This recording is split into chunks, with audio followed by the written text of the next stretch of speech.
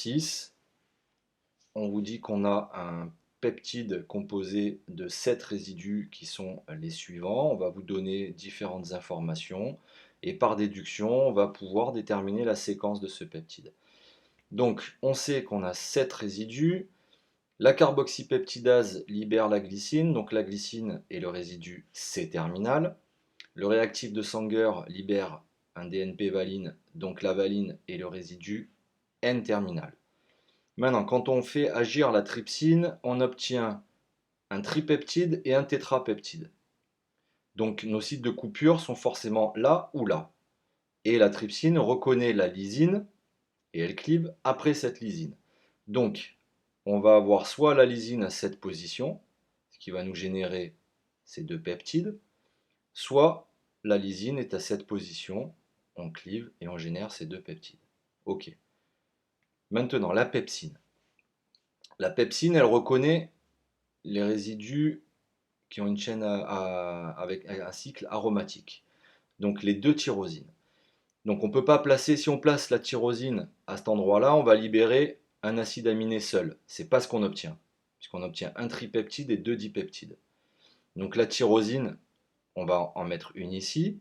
La deuxième, pareil, si on la met juste là, vu que la pepsine clive avant, on va libérer un acide aminé seul. C'est pas ce qu'on obtient. Donc la tyrosine est soit dans la première séquence, elle est soit là, soit là. On regarde ce que ça génère. On a un premier tripeptide qui est le même que celui obtenu avec la trypsine, et deux dipeptides. Donc cette séquence est possible, on la garde. Deuxième séquence, on est dans la deuxième séquence. Première possibilité pour placer nos deux tyrosines.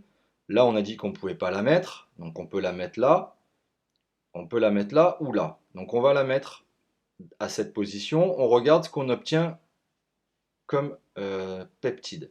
Donc on obtient bien un tripeptide qui est compatible avec celui qu'on avait pour la trypsine, puisque là on avait on ne sait pas quoi, gli. Là on aurait tyrosine, quelque chose, gli. Donc les deux sont compatibles, on est d'accord. Plus deux dipeptides. Donc cette possibilité est encore bonne. Deuxième possibilité, la tyrosine est à cet endroit-là cette fois-ci. Donc on regarde ce que ça libère. Ça va nous libérer un tripeptide, mais qui n'est pas compatible avec celui qu'on obtenait avec la trypsine. Donc cette possibilité-là n'est pas bonne. Donc on a toujours ces deux possibilités. Maintenant, on nous dit la chymotrypsine donne un tétrapeptide et un dipeptide et un acide aminé libre. Donc la chymotrypsine a la même spécificité que la pepsine, mais elle va cliver en C-terminal. Donc on a nos deux possibilités. Je regarde tout simplement qu'est-ce que je génère. Donc la chymotrypsine va cliver juste après la tyrosine. Donc on obtient bien un dipeptide, un tétrapeptide avec 4 résidus et un dipeptide et un acide aminé libre. Ok, très bien. Je regarde dans la deuxième solution. On voit bien que là, je libère un tripeptide et deux dipeptides. C'est pas ce qu'on obtenait. Donc cette possibilité n'est pas bonne. Vous voyez? Juste, on regarde les possibilités qu'on a et on en déduit au fur et à mesure qu'on nous donne des informations, celles qu'on peut garder ou pas. Tout simplement.